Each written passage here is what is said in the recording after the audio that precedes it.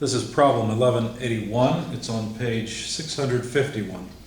An ideal gas refrigeration system with two stages of compression with intercooling, as shown in figure P1181, operates with air entering the first compressor at 90 kilopascals and negative 18 degrees Celsius. Each compression stage has a pressure ratio of 4, and the two intercoolers can cool the air to 10 degrees Celsius. Calculate the coefficient of performance of this system and the rate at which air must be circulated through this system to service a 75,000 kilojoule per hour cooling load. Use constant specific heats at room temperature.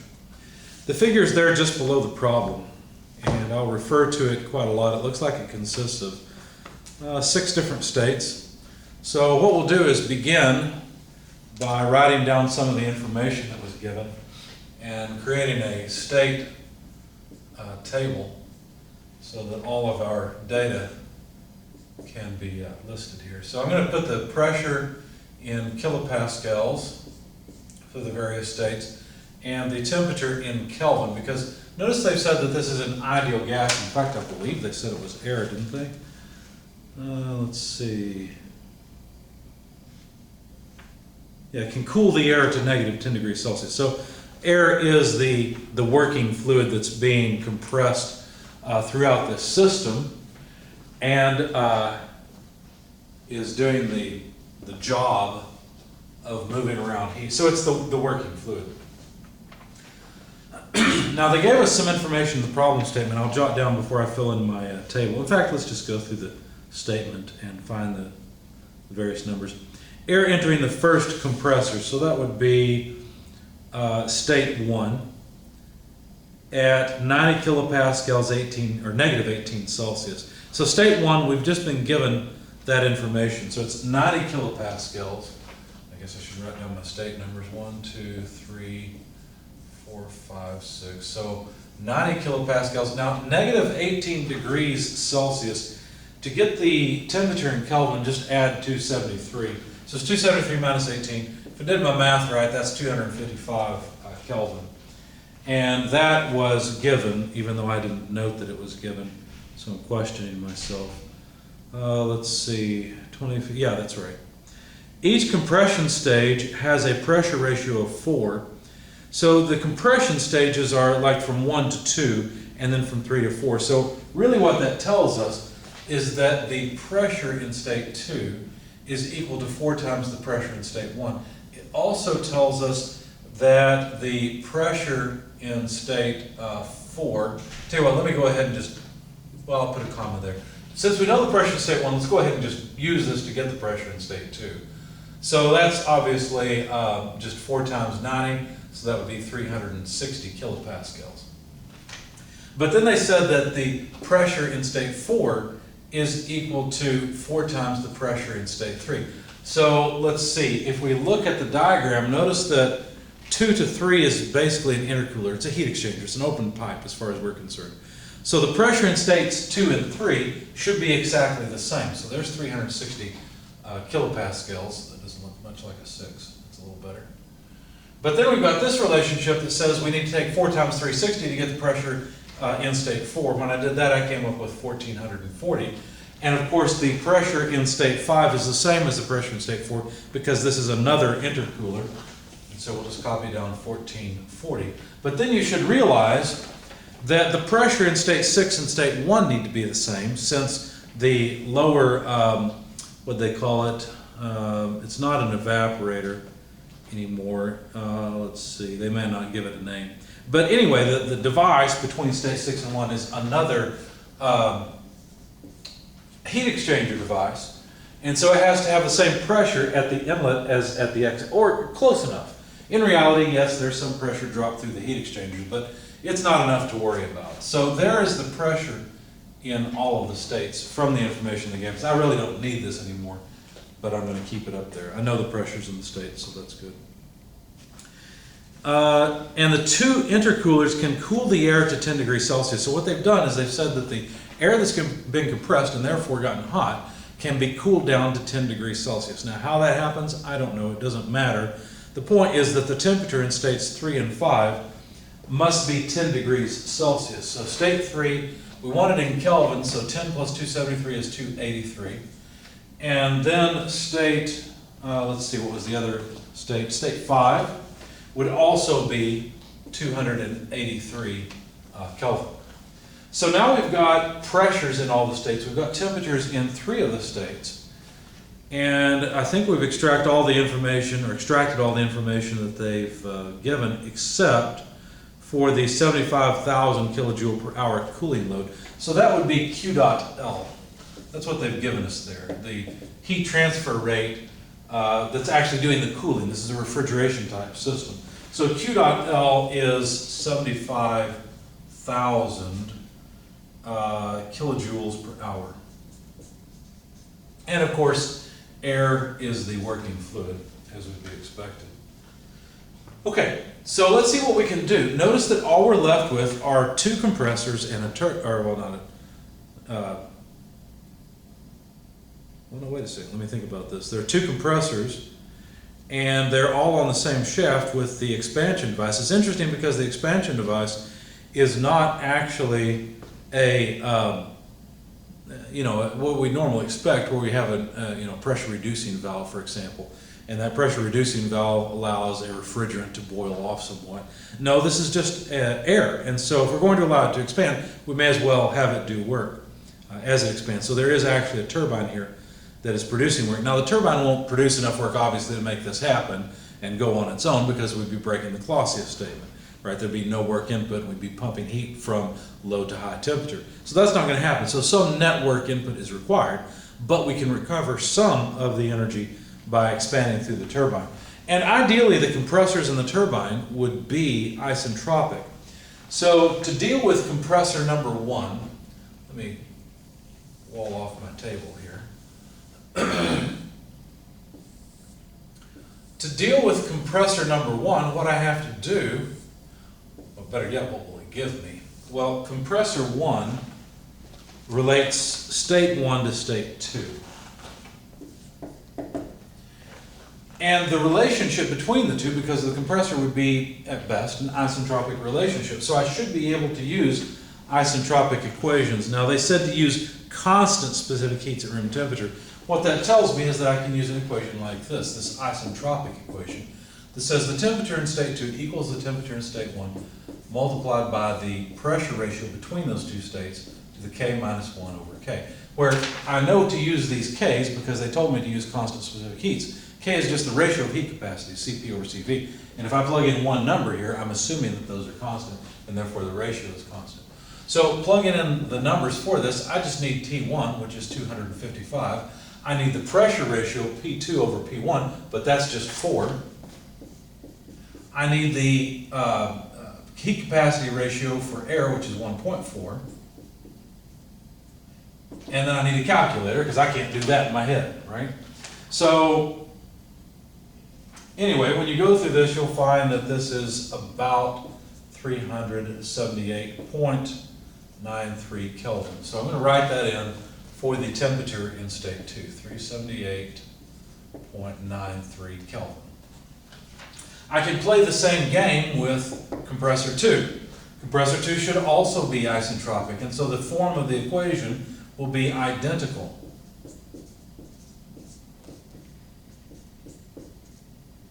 Okay. So T3, what is T3? Well, it's 283. The pressure ratio is 4 across this compressor as well. Write that one a little differently. May as well go ahead and subtract the 1. And this comes out, I won't bother writing it there, I just want to put it in my table. That comes out to about 420.54 Kelvin. So I just wrote it over there. Okay. The turbine, on the other hand, should behave isentropically, but the equation will be sort of the opposite. So T6 equals T5, and here I expect T6 to be lower than T5, because T5 is the incoming pressurized air, and as the air expands in the turbine, it does some work in the turbine, and therefore it cools down. And so T6 equals T5 times P6 over P5 to the K minus 1 over K. You notice I've used the same equation 3 different times because it's an isentropic equation. It models the behavior of isentropic equipment, such as compressors and turbines that are isentropic. Of course, there's no such thing in the real world, so this will be an idealized thing, but at least it gets us in the ballpark. So T5 is 283 Kelvin. P6 we know is 90, P5 we know is 1440. Of course, that ratio should just be 16 to 1, right? So just 1/16 to the K, 0.4 minus 1 over K, which is 1.4. So when we plug this into our calculators, we'll find the temperature in state 6. So again, I'll just write it over here. That way I don't have to write it twice. 128.16 Kelvin is the temperature. And that's nice and cold. That should be able to absorb a significant heat load from 6 to 1. Now, notice one thing different about this problem than most of the ones we've solved. The type of energy change in the working fluid is a sensible change. It's a temperature change rather than a latent change. It's often that we use a refrigerant, and the change in the refrigerant is a phase change, a latent change. So that's the way it absorbs, whereas this absorbs by the temperature change of the air. But anyway, that takes care of all this. Let's see, do I have space for what else I need to do? I think we can, yeah, I think we've got some space over here.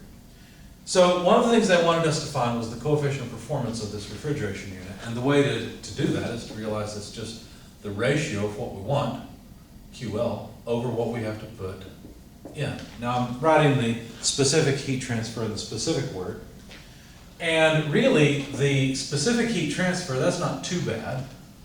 Okay, but the work is a little more complicated because there's work required by compressor 1, there's work required by compressor 2, but the turbine generates some of the work, right? So the amount of work I have to put in on a per unit mass basis is the work required for compressor 1 plus the work required for compressor 2 minus the total work of the turbine. Now notice I did not write this in the total sense, right? I didn't write, I mean, this is still true, Q dot L over W dot compressor 1 plus W dot compressor 2 minus W dot turbine. But the thing we multiply all of these by, or all of these by, to get from here to here, is just the mass flow rate. So all we've done, if you just multiply the numerator and the denominator by the mass flow rate of the air through the system, you end up here.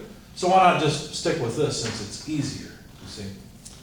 So we know Q dot L, that's down here. But that's not really what I'm interested in. I don't know the mass flow rate of the air yet, so I would rather use this equation since it will allow me to write an answer. Now QL will, by an energy balance around the heat absorbing device at the bottom, it's not an evaporator, I don't know what to call it, the thing that accepts the heat load. This heat exchanger, if you write an energy balance around it, what you would get is Q dot L equals the mass flow rate through it times the enthalpy change across it, which is what? H6 will be higher, so H6 minus H1. Now we could also then realize, divide by the mass flow rate, and what you're saying is that this is just QL. So in writing the coefficient of performance, let me move it over a little bit because I'm going to need some space for this. This coefficient of performance will be QL, but QL can be written as H6 minus H1. And then is there a way to write these other specific works? Well, sure. What happens is the compressor 1 takes in work and takes that energy and moves it into energy in the working fluid, right? That's all it does.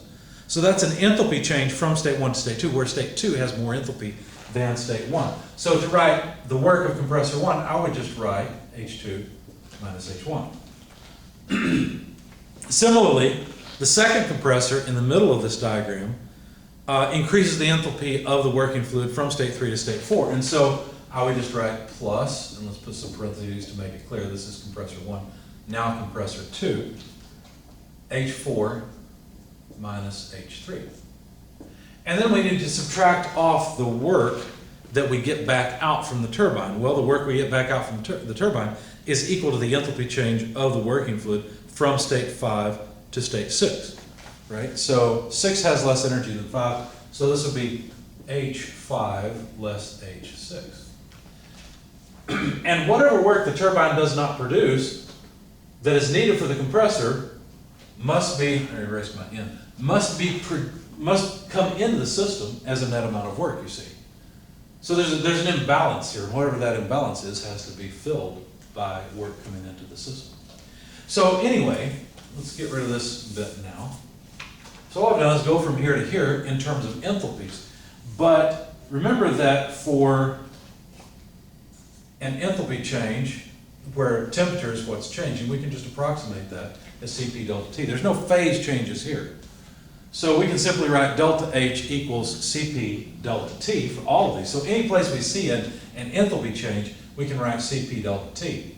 So that means we're going to have a Cp here, here, here, and here, a heat capacity that will all cancel just like the mass flow rates did. So we can simply write that the coefficient of performance, maybe I can write it, the coefficient of performance of this refrigerator will be T6 less T1 divided by T2 less T1 plus, T6 less T3, and moving the negative sign in, minus T5 plus T6.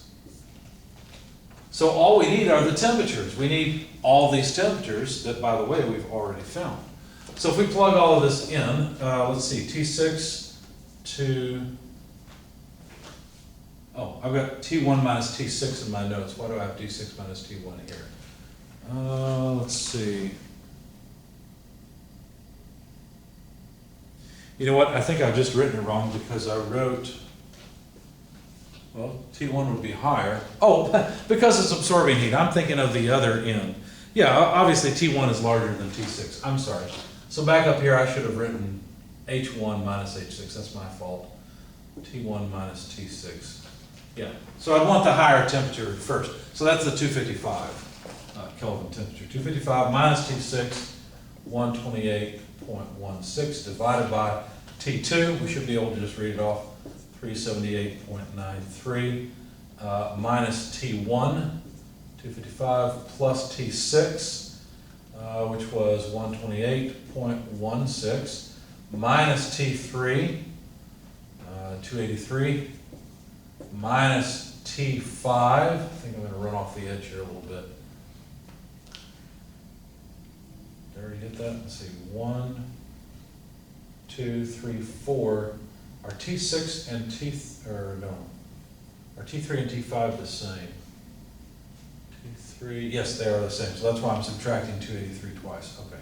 Sanity check there. Plus T6, 128.16. I'm sorry if that ran off the video, but you have the equation here and you have all the numbers. Okay?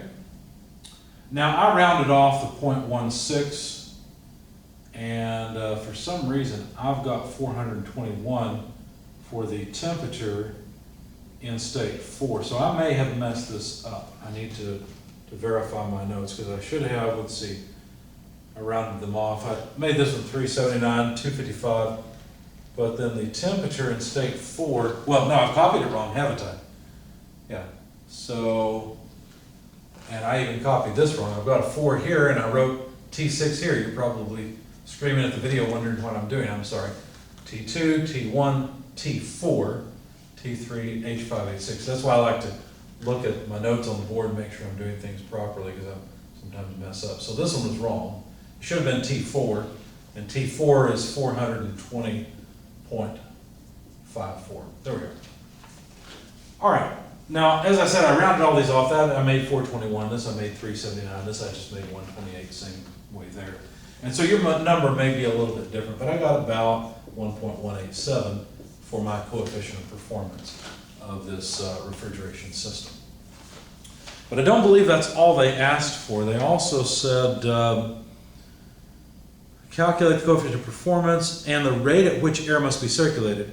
In other words, they like the mass flow rate. Now I had an equation up here a moment ago that would help us with that. I guess I'll just write it here. Q dot L equals M dot H, let's see, that's on the lower side, and the enthalpy in state 1 will be greater than the enthalpy in state 6. I may have had that backward before. So H1 minus H6.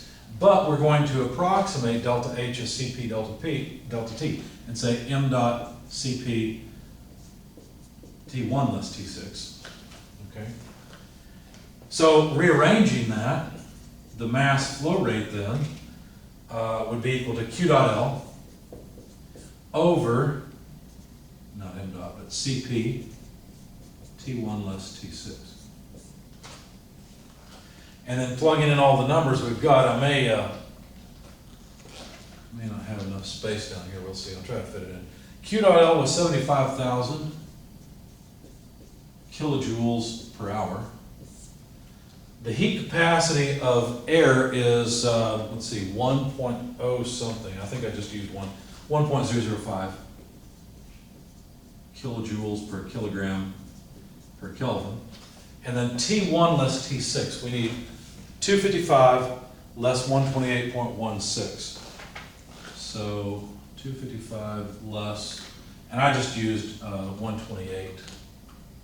Let's see, did I do that right? T6, yeah, 128.16, and this would be Kelvin, Celsius, it doesn't matter, it's just a temperature difference. So the kilojoules go away and we'd have kilograms per hour. Obviously I'm out of space here, so I guess I'll just break this line here, come back over and say then that the mass flow rate from this equation then, and I went ahead and put a conversion factor in here because I wanted it per second. So there's 1 hour per 3,600 seconds, and that way the hours are gone. We'll have kilograms per second. This comes out to about 0.163, I don't know why I had so many decimal places, 23 kilograms per second. That was the last thing that they asked for.